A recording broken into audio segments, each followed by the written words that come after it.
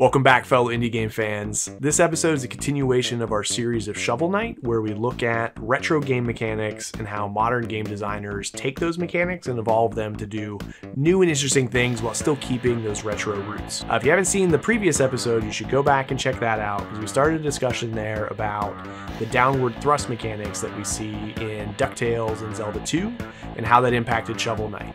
We're going to touch on these games again in this episode, but if you're not familiar with those mechanics, you should definitely give that episode a watch. In today's episode, we're turning our focus onto the big picture world and level structure that Yacht Club uses in Shovel Knight, because there's a lot of interesting choices that they made as they tackled these challenges within the game. For this video though, we're going to stay at a pretty high level when we talk about these concepts, and in the next video, dive deeper into more specific individual level design choices. So that'll make sense in a second, so just bear with me.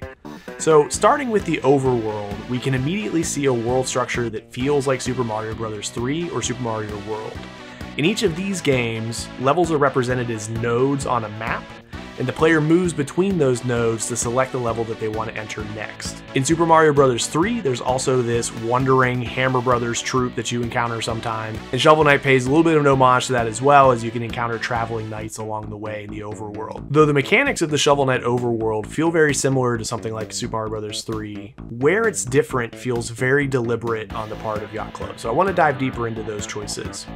Now, I can't say for sure, like any of the design analysis that I'm doing in these videos, that this is exactly what the designers at Yacht Club were thinking, but I think as we unpack these a little bit, you'll find them just as interesting as I do. So the maps in Super Mario Bros. 3 or in Super Mario World, they have these non-linear elements like we see in Shovel Knight. You can sometimes choose to skip one level in favor of doing another, or at least for a little bit, because you'll probably have to go back and play that level again at some point. But in both of these Mario games, the world structure is not very linear. So what I mean by that is, as you look at the world map in Super Mario Bros. 3, for example, you're not always moving from left to right or right to left. You're often bouncing around, and you're often starting at different corners depending on what world you're in within Mario. In Shovel Knight, however, you very clearly move left to right overall. There's some deviations from that as you bounce between levels, but overall you're moving left to right.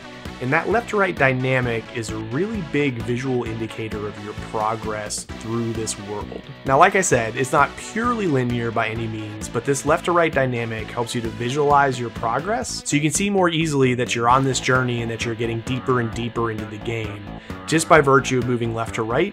And then it's pretty cool because then you have to backtrack a lot, so you're kind of retreading all these roads you've gone down before, and that also adds to this sense of the scope of what you've accomplished in the world so far. And that can start to feel pretty significant as you get into the final stages of the game.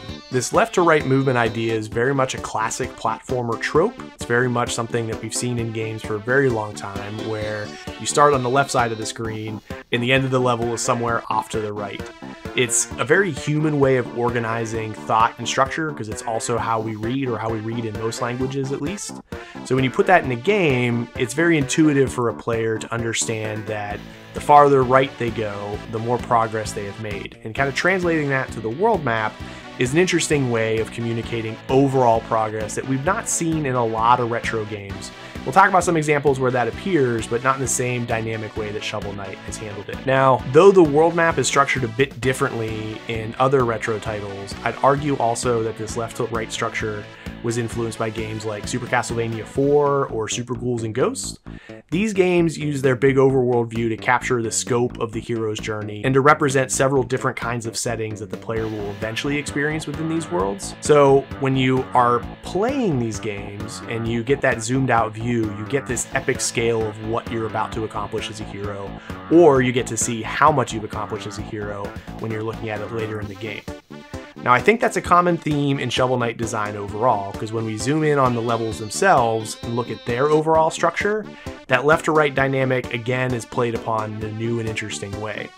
So in this spirit of representing progress in this elegant left to right dynamic, every level within Shovel Knight has a series of checkpoints. So there's these crystal orbs on these golden rods, and when you get to a checkpoint, it does what a checkpoint does in every other game, where if you die, you restart the checkpoint rather than all the way back at the beginning. But what's interesting about the way Yacht Club has approached checkpoints is that every time you die, they show you how close you were to the next checkpoint and how close you were to finishing the level in general. So this quick little zoomed out view of your overall progress in a level is actually pretty genius because it rewards the player for how far they've gotten so far, and it also motivates the player to continue by showing them how close they were to the next mini goal in the level or how close they were to finishing the level in general. So it's a way of saying, yes, you died, but look how far you got. That's so amazing. You were almost there. Maybe you should try again. Now that's all unspoken, of course, but visually, by presenting that information in an interesting way, it motivates the player to come back and try the level and keep them inspired to keep going. So it's very much a way of dangling a carrot in the hopes that a player continues playing. Now, at first, the overworld structure and the checkpoint progress structure of individual levels might seem like small design choices because they're very well hidden, they're very elegantly done, but I think they're a pretty big part of what makes you want to keep playing Shovel Knight, makes you want to keep trying the level, even if you're dying a lot. At any pause in the action, whether that's between levels or whether that's because you've died, Yacht Club uses that pause as an opportunity to show you and give you a big preview of not only how far you've gotten, but what's around the corner. That sense of accomplishment in seeing what you've conquered is powerful, and the intrigue of what might be next by just dangling that carrot a little bit is also powerful and makes you want to keep playing. Using both of those player emotions at once is a really clever design choice, and it makes a big impact on the player experience, even if you're not realizing that it's making a big impact. In the next video, we're going to look more closely at individual level design, but more specifically, we're going to talk about how level design and character progression are uniquely interwoven in the Shovel Knight experience. So just as this big zoomed out view of the world and this use of checkpoints within levels plays to certain emotions of a player and keeps a player motivated to coming back, the individual level designs and the way that they're tied to Shovel Knight's character progress and your progress as a player are also pretty artfully done and keep the player coming back for more. In the meantime, if you'd like to talk more about Shovel Knight, leave your comments in the video below, or feel free to check out the Tired Gamers Discord and jump in and share your perspectives on Shovel Knight and some of the interesting observations you've made, because I know we're just scratching the surface here with this series, and there's a lot more for us to talk about, and we'd love to have those conversations with you. So in the meantime, subscribe, and I'll see you next week for the next video.